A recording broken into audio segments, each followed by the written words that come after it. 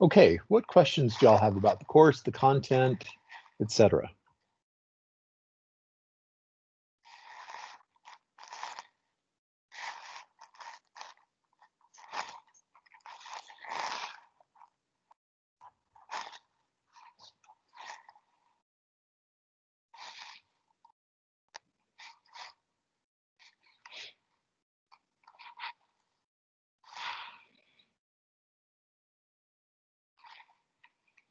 Okay, Becky, can you see Unit 6, Forensic Psychology, or is it too small? I can see it, but it's a little small. There you go.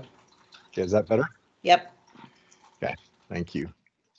So we wrapped up our unit on psychology of evil, quote unquote, lots of air quotes, psychology of evil. So now we're transitioning to a new unit, and that is forensic psychology and law enforcement. Okay, so a lot of this is derived from the research of John Super, as well as Reese's excellent text on the history of police psychological services. It was a very helpful book in constructing this unit. So some of my own experience, of course, will be peppered throughout, but some of the history I didn't know. So back in the day, as you guys know, psychologists were called alienists. In fact, there's even a book I think I've referred you all to called The Alienist. And psychologists have worked with law enforcement since 1917. For example, Terman and Otis used intelligence measures, which were primitive versions of the Binet and Simon, to screen police candidates. For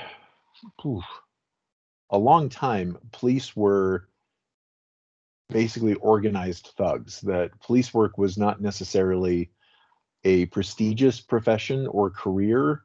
Instead, it was attracting people who were willing to use violence in a barely structured way. And that's what law enforcement was until about 1917. Now, some of you would argue that it's still that way, right? There are some jurisdictions in this country where I've met that where local law enforcement agencies can't be picky about who they recruit to wear a badge and drive a police car and shoot people. And so other places can be very picky. And in fact, one of the things that's fun about Utah is having worked with the police in Utah a fair bit over the past 10 years, is when they have a job opening, how hard it is to find qualified candidates, given that there is less dangerous work to be done that pays much better. And so it's hard for them to find qualified police. But when they find them, especially in the Provo Police Department, many of them are pretty committed to the lifestyle of law enforcement. They're some pretty stand up and decent people. So the reason why they wanted to start weeding out the incompetent is because it turns out that police work requires a fair bit of intelligence and insight to do effectively. And when you've got somebody who's functionally mentally retarded with a badge and a gun, they can do a lot of harm. So Terman and Otis's early work on screening out people based on intelligence alone was an important first step. So when we look today at the use of psychological services in police departments, they tend to fall into two broad categories. And this is Super's work right here. He calls the two types reactionary and visionary. So reactionary is the way in which some police chiefs use psychological services to protect themselves against blame or penalty.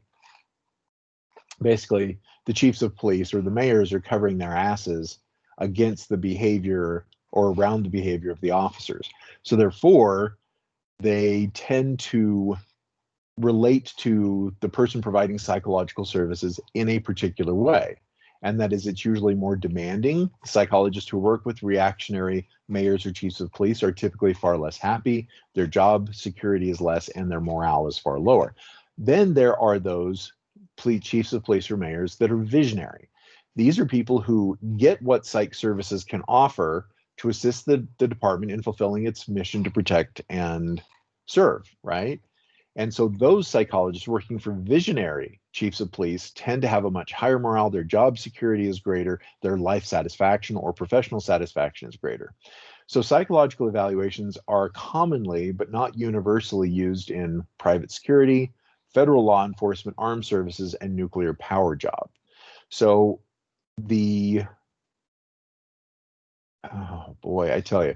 So my buddy Ron, back when I was doing my clinical residency, one of my supervisors was the former lead psychologist. I can't remember what rank he was, like colonel or something, major, no, colonel. And he was the lead psychologist for the various agencies. So he was originally with the Air Force, and he was the lead psychologist for the Air Force. And then he was recruited and served as the lead psychologist for the National Security Association. I wish we were together in class because his supervision was amazing in terms of psychological evaluation and assessment because he made it very applied. He would show us a file of somebody that he had assessed. We'd look at their MMPI score, we would look at their IQ, we would look at their personality profile, their biopsychosocial history, and then he would give us a problem. And one of my favorite ones is, okay, read this file while I draw these things on the board. And he sat and he's drawing all sorts of things on the board. And then he says, okay, are you done evaluating that file? And we'd be like, well, as much as we can be in 10 minutes. He says, okay, that's all I had. Here's the situation.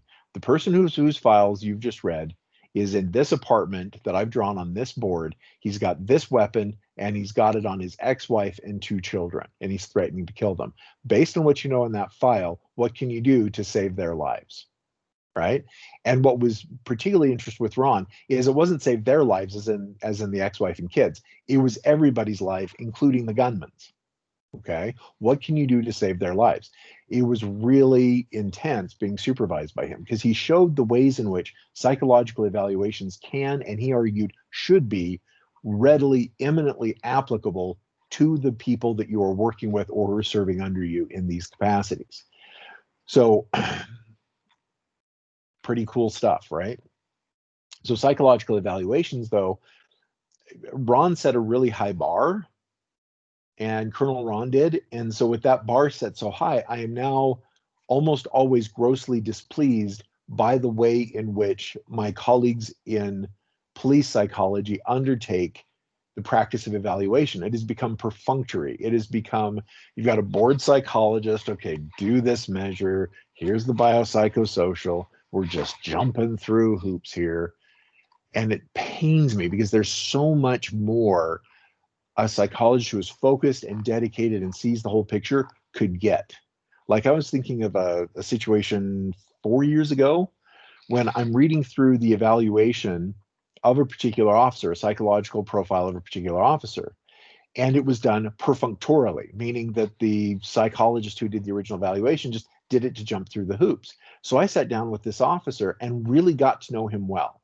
You know, he and I started sort of about where's your favorite barbecue place and who's your favorite sports ball team. And next thing you know, I'm getting a much, much deeper biopsychosocial done because I communicated to this man the truth that he matters, that his profession matters, and what he does for a living matters. And therefore, he was very forthcoming with me, and he wasn't during the original evaluation. He's like, yeah, that other guy, he just came in and just asked me questions and left. You know what I mean? And so Colonel Ron taught me that no, you're there, relate to these people, get to know them well, because when the red flag flies, when there is a crisis or something happens, then you need to be able to rely upon the relationship you have with them and what you know about them from quantitative and qualitative assessments to intervene on the situation at hand to the betterment of all involved, right? And so this is cluing us into why it is that reactionary police chiefs are so hard to work with.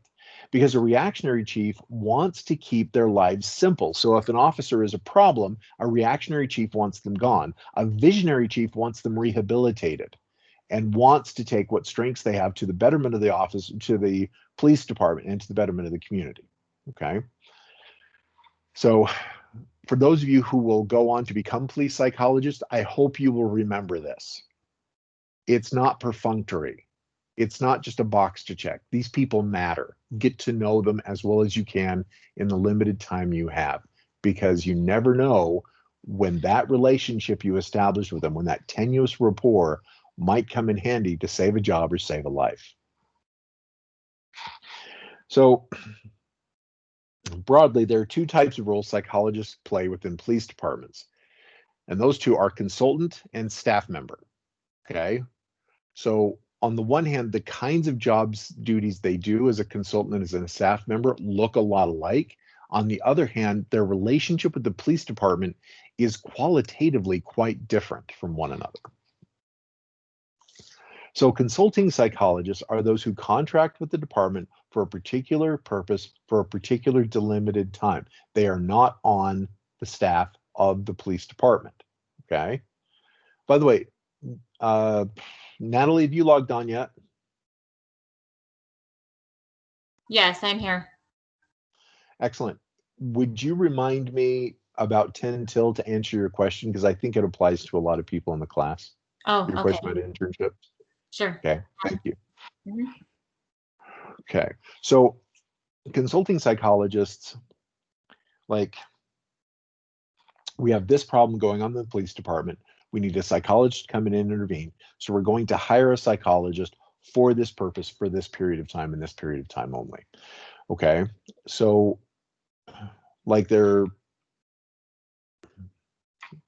as you all know, African Americans in Utah County are substantially likely to be pulled over, something like 400 or 500% more likely to be pulled over by the local city officers and by the sheriff's department than Caucasians are.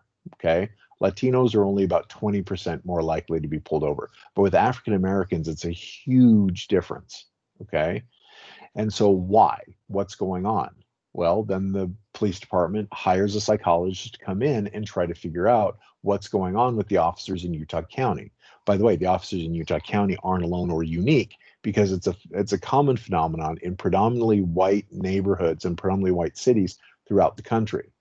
And so one of the things that the police department was not happy that I pointed out is difference is eye-catching.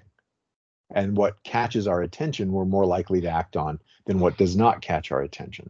So if I'm sitting there and I'm here in Springville, for example, and I'm bored sitting in my police squad car, and I see 1,142 white faces drive by, the one black face that drives by is going to get my attention, right? That's pure, that's fact. Difference stands out, okay? Now, where they needed intervention, though, and by the way, that in and of itself accounted for a certain percentage of the stop and checks, right? Of pulling people over, just difference, right? Does that make it okay? No, but it does account for some of the variance. What that difference meant, though, is where more intervention was required. What cultural assumptions do they have about African Americans in Provo, right? In Orem, in Spanish Fork, in Springville? What assumptions do they have? And that accounted for the preponderance of the variance, right? There is, in our assessment, there was an inextricable link in many of the officers' minds between the darker the skin, the higher the crime, okay? And in interviewing some of the officers, they would really highlight, well, I pulled over this black guy and this black guy, and they both had drugs, therefore all black guys have drugs, right? And of course, they're not thinking critically that they pulled over the only two black people they saw when there could have been 1,000 white drug dealers drive by right under their noses. Okay. So it was interesting that the police ended up having to contract with people on how to teach officers basic critical thinking skills.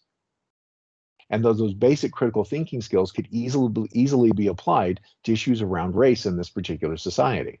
Just basic critical thinking skills. And so by turning them to race, though, then that activated it, and therefore the officers were able to show a fair bit of acceptance or resistance depending on the officer, right? Some officers, oh, this is just political correct bullshit. This is just, you're just trying to manipulate me. You're trying to turn me into a liberal hippie, right? There were a small minority of officers who took it up that way. Most of the officers, though, took it up. You're right. This is a problem. We can see how it's a problem. Let's talk about it. So most psychologists are consulting psychologists. Like, obviously, I've never been a staff psychologist for a police department. Okay. I've been a consulting psychologist before.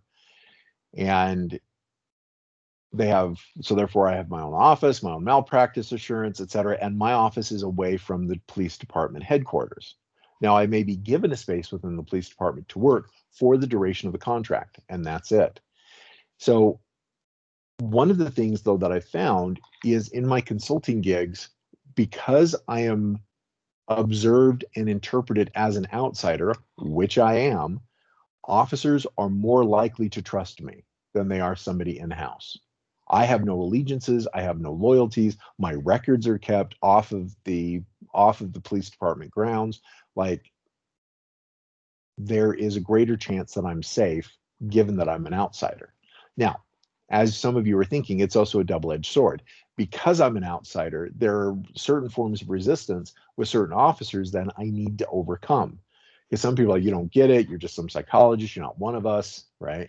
And so therefore, there are things that I need to do to intervene on that line of thought in order to encourage them to open up as much as possible in the situation at hand, okay? So the nice thing about being a consulting psychologist is the police chief hires you to do a job, and then it turns out that as you do your job, the police chief is part of the problem. You get to confront the police chief. Now, whether or not he or she acts on it is up to them, but you get to provide department level interventions. Okay? Because the police chief isn't above you. He's hiring you as an external consultant, right? You do report to him and you data him, but he's asking you to assess what's going on, which includes him and down, or her and down, right? And therefore, if you confront her later and say, here's part of your leadership style that's creating this problem, they may get angry with you. They may not renew your contract, but it's your job to say, here's what's going on and here's the interventions we need to apply. And so the other thing about being a consulting psychologist is, holy cow, the performance feedback you get. Because every consultation gig is another source of feedback, right? And so, and their word gets out very quickly, especially in small communities around here, that when you do an incompetent job, you just don't get more work. Okay, in really large metropolitan areas, say LA, Chicago, etc., then there's some fudge. You can be incompetent a little bit, but if you do more good work than not, you can limp along and stay employed. But here, if I screw up with the Provo Police Department, nobody along the Wasatch Front is going to hire me, right? You get regular performance feedback. One of the things that was quite surprising is when you give the feedback and the people in charge don't like it, but you do a good job, you may have a dent in your reputation for a short period of time when they don't like what you have to say. But insofar as you're really backed yourself up and you knew your evidence was solid and you presented solid evidence, then it tends to bear out over time. So consulting psychologists, I found, can take more controversial stands with the police department by far than an internal staff member can. Okay. If I'm an outsider, I can look at things as an outsider. I can intervene as an outsider. I'm not an insider, which brings us to staff psychologists. So staff psychologists are formally on the payroll of the department and are considered full-time department administrative staff. In fact, it's one of those where it's quite humbling for a former colleague of mine. She's since gone on to other professions, but in Chicago, because her job number category was right there with front desk admin, a secretary. And so she got paid substantially better than the secretary did. But I just remember just rankled her ego that here she is, fancy Dr. Lucy, and Dr. Lucy has the same job category in the structure of the department as the secretaries do. I thought it was funny. So that's about 25% of police psychologists are full-time. Now, when they operate as staff, something I'm really going to ask you guys to do, let's say wherever you guys live after you graduate and there's a police psychology job available, make sure your GOs and your SOPs are extremely clear, okay? GOs are general orders. What are the general orders, like the job description? What in general are you supposed to do? What are you under order as a member of the police department to do every day, okay? Or over weeks or over months? What is your job description? What are you in general supposed to be doing? And make sure that is clear in ink, in writing, and agreed upon before you start the job, okay? Because one of the things you'll find is that some of the general orders may go against what they're asking you to do, right? General orders are, tell the chief of police anything she believes she needs to know. Oh, see to the welfare of the officers. Now, those sound like the same thing. And thankfully, in most police departments, most of the time, they are. In some police departments, some of the time they can be tense and sometimes inimical, meaning you either see to the welfare of the officers or you give feedback about the officers to the chief of police. You can't do it both ways, right? Believe it or not, there are some chiefs of police that have hostile relationships with their staff, and there are some police officers who have a hostile relationship with chiefs of police, and sometimes those hostilities are justified. Oftentimes they're not. Either way, it puts you in the middle. And if the general orders aren't clear about how you handle that, you're screwed. I wonder if I have other good news for you today. Okay, so standard operating procedures. How are things going to be done? Like, when will psychological services be offered? When will it be more than offered? When will it be required? What is the reporting chain? If I am the staff psychologist in a police department, who do I report to? Who is my job actually for? Do I report to the chief of police? Am I hired by the mayor? Can the chief of police hire and fire me? Or is it a standard position within the police department? Therefore, my ultimate boss is the mayor. And the mayor is the one that decides whether or not I'm hired or fired. I'm expected to work with the chief of police, but it's actually the mayor, whoever the current mayor is, that's my actual boss. Like, what's the reporting chain? The other thing, and this gets really sticky, what is confidentiality and what are the exceptions of confidentiality within that particular police department? And so one of the things that I've noticed some staff psychologists really butt up against is there is the standard understanding of confidentiality in the field of psychology, but various departments can add little caveats, provisos, and quid pro quos to that, to the point where confidentiality, which was once cut and dried and very clear, becomes a hazardous maze to navigate. Like in the prison, for example, when I was consulting with Wabash Valley, they added 7 more criteria to confidentiality than is standard in the field of psychology. They added 7 more principles, and they were in black and white. So if I wanted to be a staff member there, and I was there for a couple of years, I had to adhere to those extra 7 on top of the classic harm to self, harm to others, child abuse, elder abuse, right? That those are the 4 classic exceptions to confidentiality. If you're going to kill yourself or you're going to hurt yourself in some meaningful way, that's an exception to confidentiality, right? I can violate, it's actually not violate, I can accept confidentiality, I mean going outside, EXCEPT. I can go outside of it, right, and get other people involved. If you're going to hurt somebody else, right, I can go outside of our relationship and get somebody else involved. If there's child in danger or children in danger, actively and passively, then I can get other people involved. And if there's an elderly person, right? Now, what the prison did is they added on a whole bunch of things. Like one of them that really stands out in my mind is gross violations of prison rules, and any violation of prison rules is a gross violation of prison rule. Like a client running 5 minutes late to session, that's considered a gross violation of prison rule. Therefore, I'm mandatory. I have to report that to the police there in the prison, to the officers, law enforcement officers there in prison.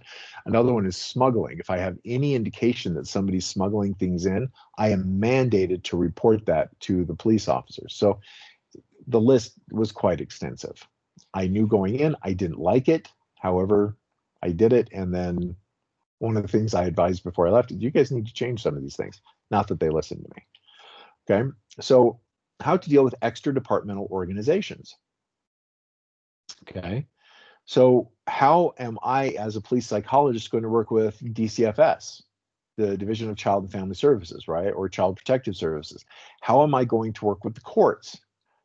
When I am called to the stand to testify, am I trying to present the so-called objective truth as a psychologist, or am I looking out for the best interests of the mayor or the best interest of the police chief or the given officer in question's best interest or my personal or professional best interest? What is the expectation when it comes to how to deal and why to deal with extra departmental organizations?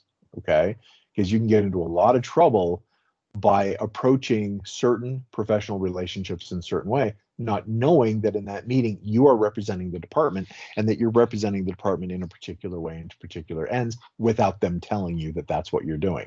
It really sucks when you come out of a meeting and things go really well, and then later your boss calls and comes down on you with tooth and claw because you represented your assessment, right? Your competence in your assessment, you didn't represent the department, and you didn't know you were supposed to be representing the department. The stories I could tell, but then none of you would want to be police psychologists. So, because then you'd only remember the negative. So, police psychologists offer several different services depending on the branch they serve. Okay. So, for example, if they are serving the management and interagency consultation, so this is between agencies, here is a research question I have. This is one that we took up years ago. 12-hour work shifts, do they work? What are the advantages and disadvantages? So we had some officers on 8-hour shifts, we had officers on 12-hour shifts, and we tried to figure out which worked better. And it really sucked, because the answer is 8-hour shifts work better in some ways, 12-hour shifts work better in other ways. When it comes to officer cogency and clarity, 8-hour shifts were better. When it came to decreasing the number of errors that happen in the police department with a particular case, 12-hour shifts were better. And so it really left the police agencies pretty frustrated, because they're like, so you didn't give us any clear data. And I'm like, yeah, I totally did. If you're interested in officer individual error, 8-hour shifts are better. If you're interested in departmental level errors, then 12-hour shifts are better. So you guys need to decide, at what level do you want your error rate to decrease? Whew. Like another one that, oh man, this one still pisses me off. Many police departments have officers on rotating shifts. Okay. So imagine you're working for a place, and for 2 weeks you're on overnights. Okay. You work, say, 8 a.m. to 8 p.m. to 8 a.m. Okay. And then after those 2 weeks, then they shift, where now you work noon to midnight. And then they shift again, where you work 8 p.m. to 8 a.m. And 8 a.m. to 8 p.m. So they keep shifting your schedule every 2 weeks. Now, as psychology majors, you guys know the importance of human sleep and the relationship of our psyche to the circadian rhythms. It is a train wreck. Officers who work rotating schedules have far more mental health problems, far more family and relational problems, a far bigger problem managing their stress, managing their lives, etc. And so we've tested it, and it always comes back. Rotating shifts are a train wreck of hell. Don't do them. And every time the police departments that have contracted with us to do the research keeps the rotating shifts going. Because anytime they try to stop rotating shifts, the officers themselves pitch a fit. Okay? You get used to a certain flavor of hell. And it's a flavor of hell that begins to be comfortable for you. Yes, you know you won't get much of your life done during the 2 weeks you work this particular shift. But in the 2 weeks where you work a better shift, then you get a lot more done, and you frees up certain time in certain ways, right? It's because one of the things that the chiefs of police have confronted me with is they're worried about having a caste system with their officers. Like, these officers are only swing shift officers. These officers are only graveyard officers, and these officers are only day officers, because everybody wants to be a day officer. And therefore, that's their assumption. It's not true, by the way, but the preponderance of officers would rather be work your 9 to 5 and go home at night to see your wife and kids. And so therefore it sets up tension and drama and disagreement in the department, and many chiefs of police don't want to deal with that. So what they do is they just say, okay, everybody's on rotating shifts then. You don't like that somebody only works days? Well, you'll work days sometimes, and so will they. You'll work nights sometimes, and so will they. You'll work swings sometimes, and so will they. It's terrible for everybody involved. Matt, have you guys ever tested lengthening those stints of rotating shifts, and does that make a difference? Then what? Yeah, we have like a month to a month, because one of the things that we recommended is it takes your body a minimum of 2 weeks to adjust to a new sleep schedule. And they keep changing the officers' work schedules just as their sleep cycles are adapting to the new schedule. So we said, hey, try it for a month. That worked a little bit better, right? Worked 50% better. But even then, well, that like 50% isn't a little better, it's a lot better. But we were still left with the disadvantage then that it gave the police chiefs more to deal with and more to manage, because apparently resentment, like this is something when we redesign the study, we're going to need to include resentment towards other officers as a measure, because it has something to do with it, as well as familial obligation. Like it's one thing, let's say, Becky, you and I are married, please don't have nightmares, and I come to you and say, sweetie, it's only for 2 weeks. That seems to be easier for you to bear than if I say it'll only be a month, right? For some reason, our heads, it's like, oh, 2 weeks I can survive, but a month I can't, right? A month is asking me for, you know, double the amount of time. It reminds me of when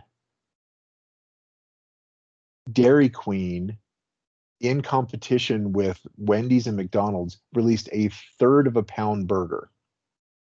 Okay. And people didn't buy it because 3 is smaller than 4. So they thought a quarter pound burger, 1.4, was bigger than a 1.3 burger, right? And so therefore everybody went and bought the quarter pound burgers rather than a third of a pound burger, which is actually substantially more meat.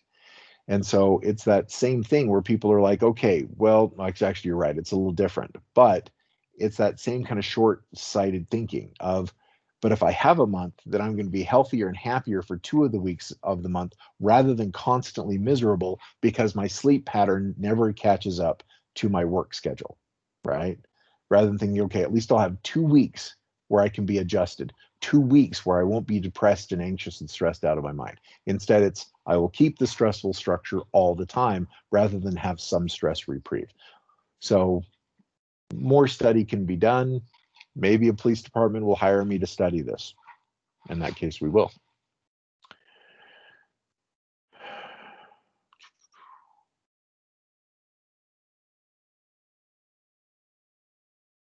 Okay, another thing that you guys will get to do as police psychologists is strategic planning. When there's a particular issue, psychologists are really good at coming in and setting up realistic goals and objectives, developing an action plan, helping people implement that plan, and most importantly, evaluating the outcome. Okay, there were some colleagues of mine, I got to consult on the consultation, but I still thought it was fun. So the vast majority of drug and violent crimes in Provo happens in a small area called the Boulders, which, if you guys know where the Provo Mall is, it's just that area right across the freeway from the Provo Mall. Okay, that area is called the Boulders, and there's several public housing, reduced cost housing, et cetera, in that area. And there was a lot of tension in relationship with the police in that particular area. So there were a lot of police calls. Police were often used as a weapon in interpersonal or group-oriented disputes. Hello, enthusiastic dogs. And so one of the things that one of the chiefs of police did, it was John King, he set up okay, we're going to be a part of that community intervention. And he consulted with us and some psychologists in the Community Action Board and said, okay, so how do we do this? So he brainstormed with us. He started setting up programs with officers, et cetera. They started playing football in the community as officers. They started playing basketball. They started hosting barbecues, like nothing fancy, just hot dog roasts, et cetera. And lo and behold, it started bringing people in the Boulders out to interact with the police a lot. And then it was left up to the psychologist to evaluate the outcome. And what we did is we evaluated 2 things: the number of calls originating out of the Boulders, right? See if those increased or decreased, and kind of going door to door and seeing if people's opinions of the police had changed, which meant that we needed pre-data.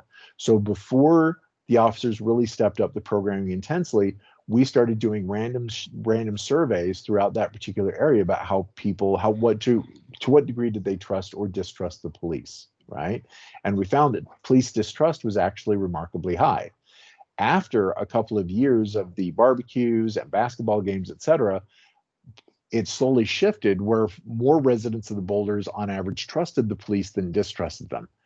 Of course, again, it didn't work for everybody. It wasn't true for everybody, but enough that it kind of changed the community's relationship with the police department. So it was neat to be able to evaluate that outcome.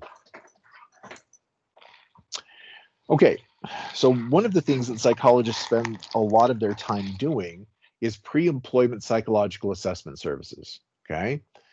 So if somebody wants to be an officer, is it a good idea to give them a badge and a gun? The other is fitness for duty evaluations. When an officer's behavior changes or they're involved in a trauma, then what needs to happen for that officer? Are they still able to do their job? So therefore, fitness for duty becomes something that a psychologist would assess. Special unit evaluations, meaning, let's say somebody wants to be on SWAT, is that a good idea? If they want to be on the Vice Task Force or narcotics, is that a good idea? If they want to go undercover, some people handle going undercover well, and some people just don't. And so hostage negotiation team consultations, so deadly force incident evaluations, meaning was this shooting righteous or not? And then field consultation. Okay, so you can get called in assessing a lot of these things. Ooh.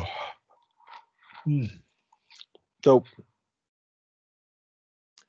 when it comes to this pre-employment assessment, oftentimes they involve a combination of objective personality measures, like the MMPI, for example, although there have been some that have been developed that are much tighter than the MMPI is, much shorter, much tighter. Cognitive measures, like a brief IQ test, as well as a clinical interview.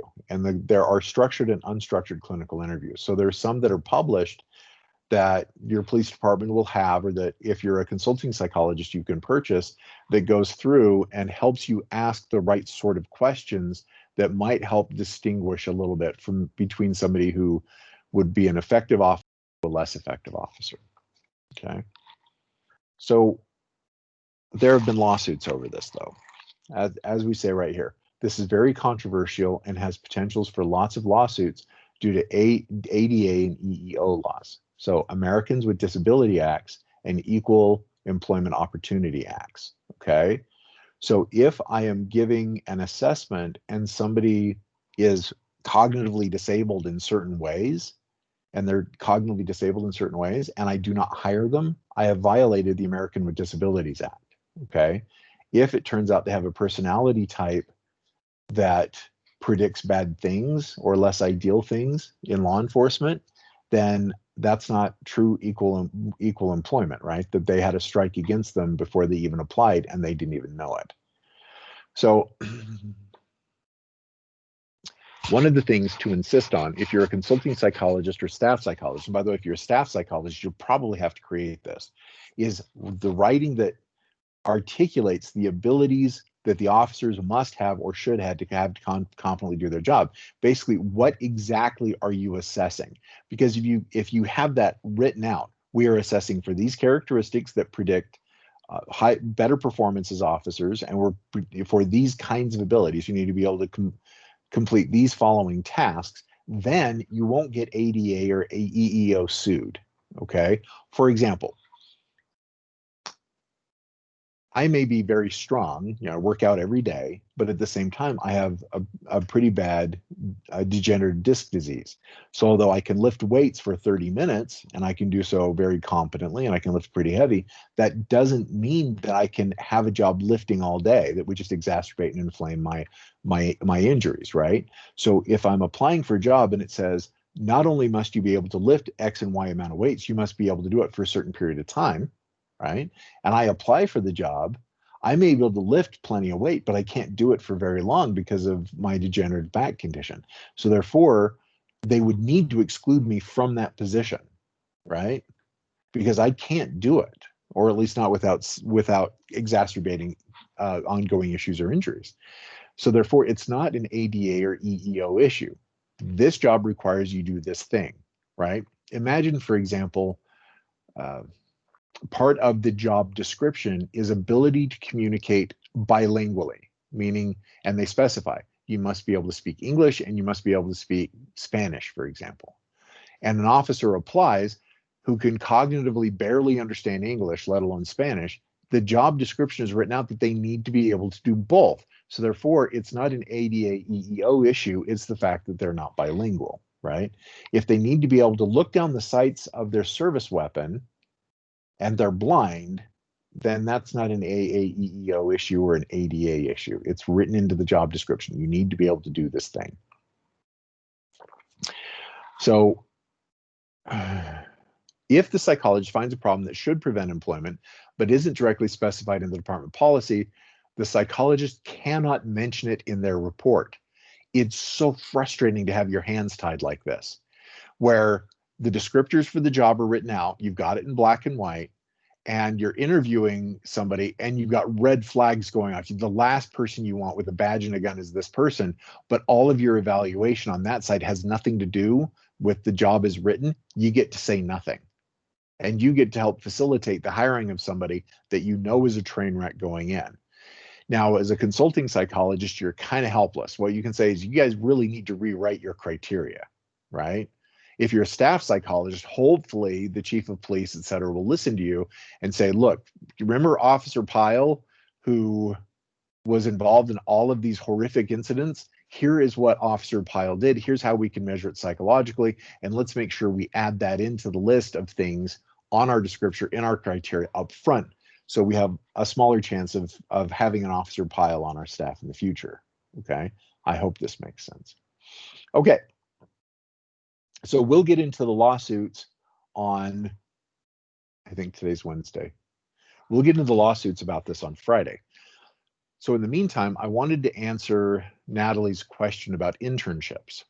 One of the things you find is if you have an interest in forensic psychology, whether it's prison psychology, clinical forensics, meaning the treatment of those who have been convicted or accused of crimes, police psychology, right? That these are jobs where having hands-on experience weighs a lot more than just a degree, right?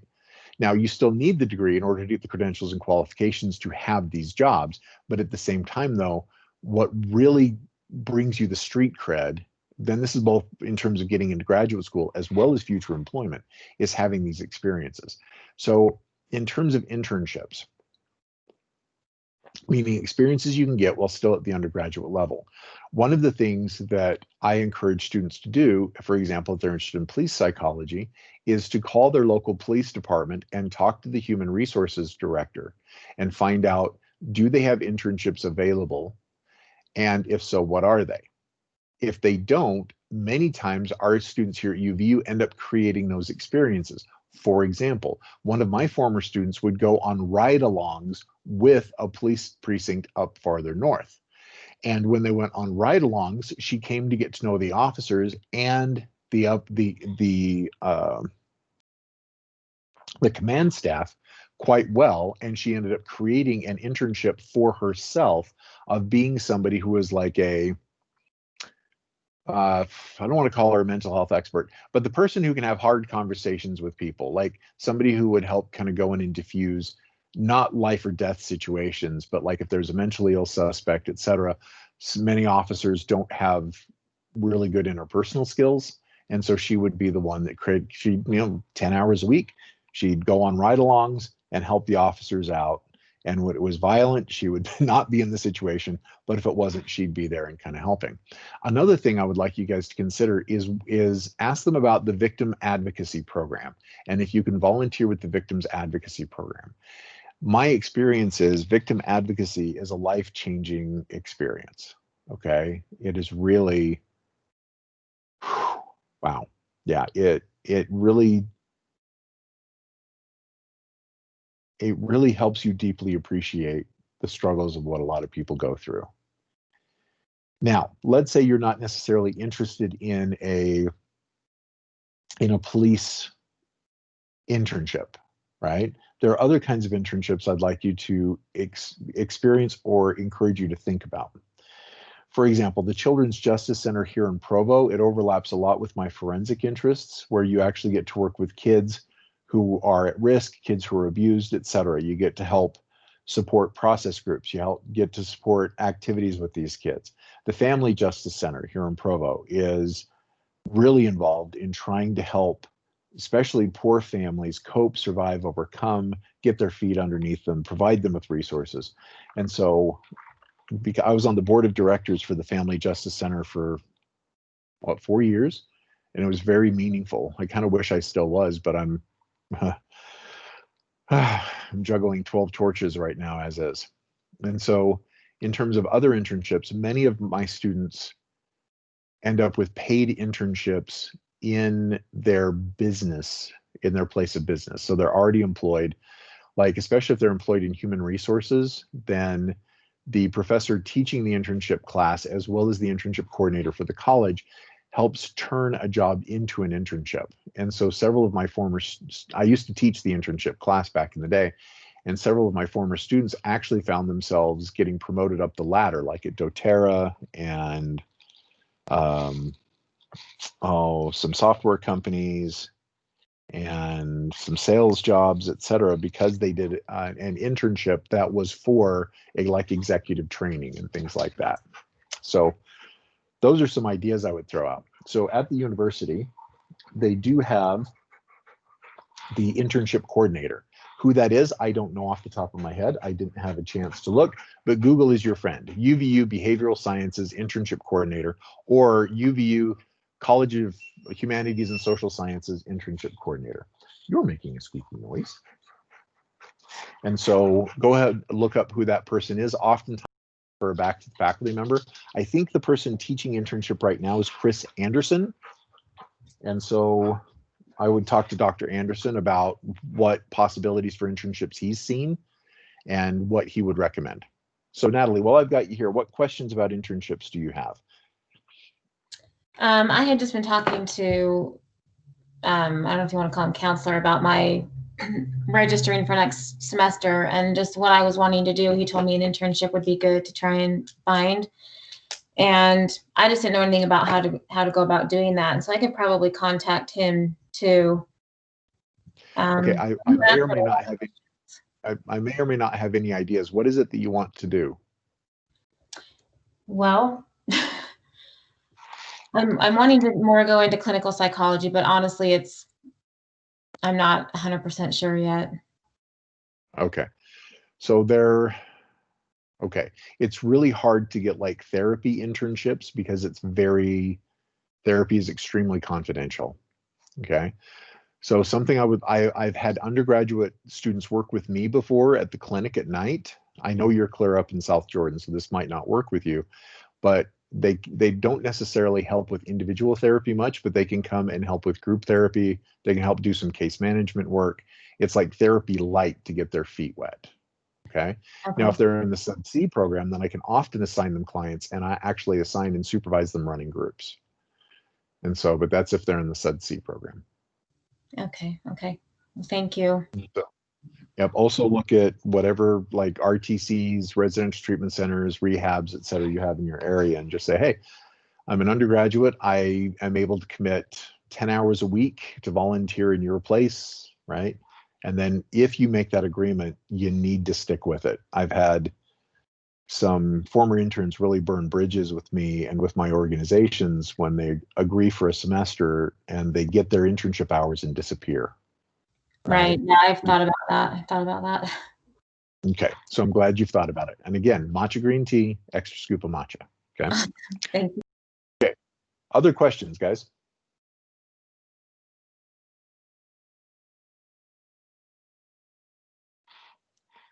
So I hope our little discourse on internships was diverting. Hopefully for some of you it was informative.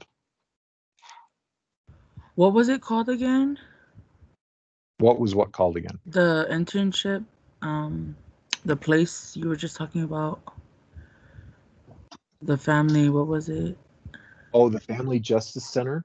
It's in Provo. And I highly recommend just going and volunteering with them 10 hours a week. They could use all the help they can get, as well as the Children's Justice Center. I mean, it's rare as an undergraduate that you actually get to help run and support groups of highly traumatized children. You know what I mean? Don't get me wrong, there's a therapist there. You're not the therapist, but to be there in group to help morally support these kids as they're sharing some of the really evil things these poor kids have experienced. It's a very meaningful and transformative experience. So that's the Children's Justice Center. And what are the age groups for these children, like youngest and oldest wise? Youngest is 1 week, oldest is 17. Okay. Oh my. Of course, Matt, they don't run groups for 1 week, but Yeah. Yeah, I was gonna say, Matt, like 20 years ago, we were patrons to the Children's Justice Center, which was terrible, but that program was amazing. And I think as any student that wants to go into something like that, to be able to sit and watch the groups, like my girls both went through like a 6 or 8 week group. Parents were in a different group therapy. It was pretty cool. So I agree. I love that program. I love the people there. I've worked with them now for about 12 years, and they have my heart. I just love them to death. Okay, guys, we're out of time for today. I will see you all on Friday. Okay, bye-bye, everybody.